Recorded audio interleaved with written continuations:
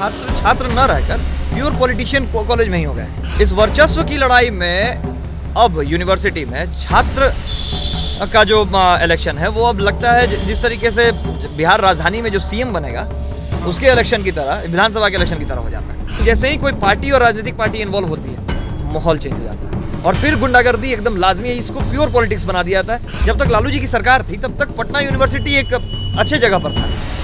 नीतीश जी के आने के बाद प्राइमरी एजुकेशन भले ही लालू जी ने खत्म किया, चरवाहा विद्यालय खुलवा के, और ये वो नहीं ध्यान दिया, लेकिन प्राइमरी एजुकेशन के बाद जो सेकेंडरी एजुकेशन और हायर एजुकेशन है उसको खत्म करने में पूरा का पूरा श्रेय नीतीश कुमार जी को। कॉलेज में आप कहेंगे कि एक विचारधारा खत्म कर देंगे, एक सोच खत्म कर देंगे, तो फिर आपको उसका खामियाजा तो भुगतना पड़ेगा।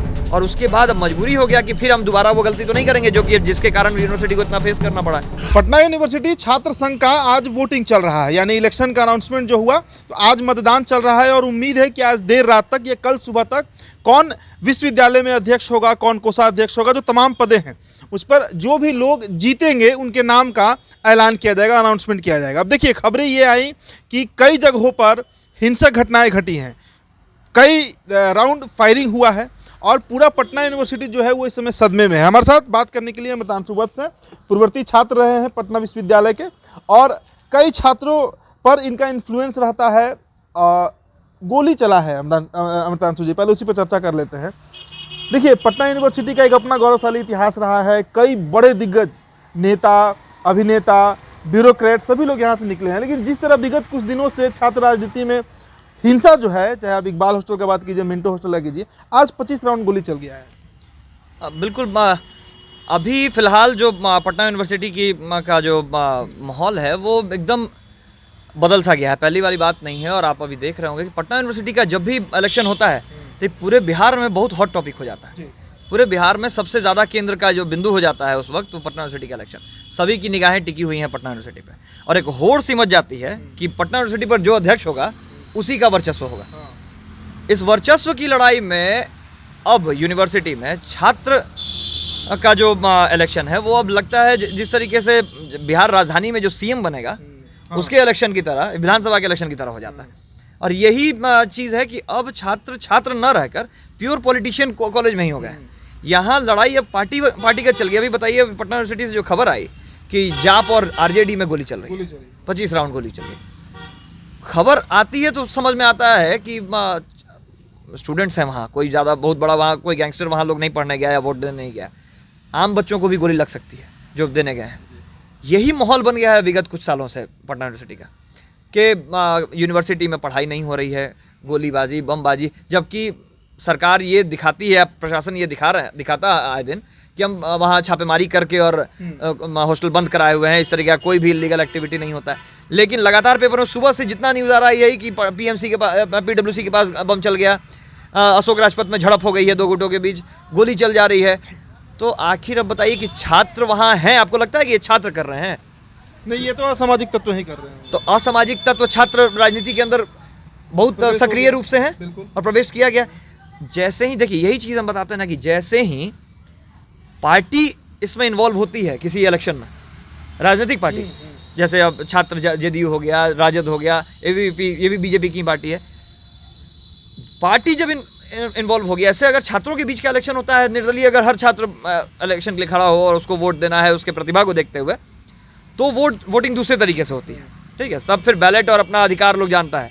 लेकिन जैसे ही कोई पार्टी और राजनीतिक पार्टी इन्वॉल्व होती है तो माहौल चेंज हो जाता है और फिर गुंडागर्दी एकदम लाजमी है। इसको प्योर पॉलिटिक्स बना दिया जाता है। तो ये होते रहेगा जब तक पार्टी, हम तो चाहते हैं कि पार्टी एकदम खत्म हो जाए यूनिवर्सिटी से और वहाँ निर्दलीय कैंडिडेट्स ये नॉमिनेट करें, अपने आप को नॉमिनेशन भरें और तब पता चलेगा आपको कि कौन वहाँ पढ़ने वाला लड़का है और कौन छात्रों के लिए काम कर सकता है। नहीं तो बस पार्टी बीच में आ रही है, वो चाहे पटना में कोई पार्टी जीत कर आए, बिहार में पार्टी जीत कर आए, यूनिवर्सिटी में जीत कर आ रही है पार्टी, छात्र नहीं आ रहा। ऐसा भी एक बार हुआ था कि प्रशांत किशोर ने तो पूरा अपना दम ही लगा दिया था, कई लाखों करोड़ रुपए खर्च किए गए थे, ये भी पटना यूनिवर्सिटी में देखा गया। खैर, आप निर्दलीय छात्र की बात कर रहे हैं कि निर्दलीय को चुनाव लड़ना चाहिए, तभी यूनिवर्सिटी का सही मुद्दा जो है वो उठाया जाएगा।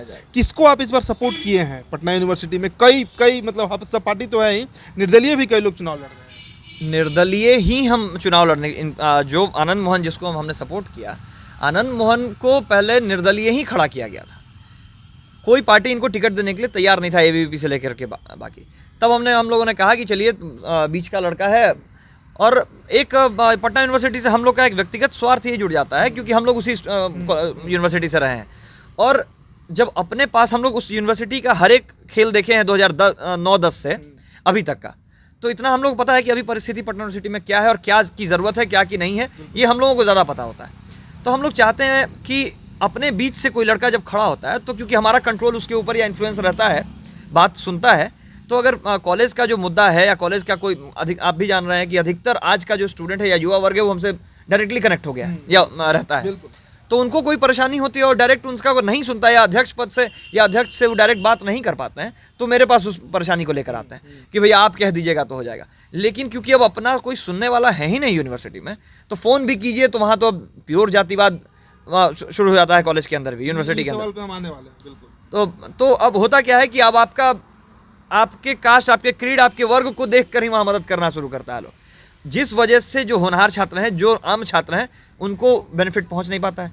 वहाँ एक तत्व का राज हो जाता है, और इस वजह से हमको कभी कभार वैसे लोगों को खड़ा करना या फिर सपोर्ट करना पड़ जाता है, जिस पे हमको उम्मीद रहता है कि शायद इनके थ्रू हम वहाँ जो कुछ सुधार हो सके हम करवा सकें। जातिवाद की आप बात कर रहे हैं, इतना ज़्यादा इन्फ्लुएंस है कि जो पिछली बार जीते थे, जो अध्यक्ष बने थे, जाप पार्टी से रहे, मनीष की मैं बात कर रहा हूँ, वो हुए, या फिर इसके पूर्व लालू प्रसाद यादव हुए, नीतीश कुमार हुए, सुशील कुमार मोदी हुए, रामविलास पासवान, तमाम लोग पटना यूनिवर्सिटी में किसी न किसी पद पर रहे हैं, चुनाव जीत कर ही रहे हैं। जातिवाद इतना ज़्यादा हावी है, बार बार आरोप लगाया जाता है कि भूमिहारों का वर्चस्व है, सैदपुर हॉस्टल किसी और जाति के नाम से जाना जाता है, इकबाल हॉस्टल किसी और जाति के लिए है, पटेल छात्रावास किसी और जाति के लिए है, आप किसी का बात कर लीजिए। ये नहीं लगता है कि कहीं ना कहीं छात्रों के मुद्दे को पूरी तरह इसमें गौन कर दिया जाता है, क्योंकि बिहार की राजनीति में तो जाति है ही, यही कारण है बिहार का ये स्थिति है, अभी यूनिवर्सिटी में भी घुस रहा है इतना ज़्यादा जातिवाद। देखिए, बात आपका बिल्कुल सही है कि आरोप लगता है कि पटना यूनिवर्सिटी पे शुरू से भूमिहारों का कब्जा रहा है।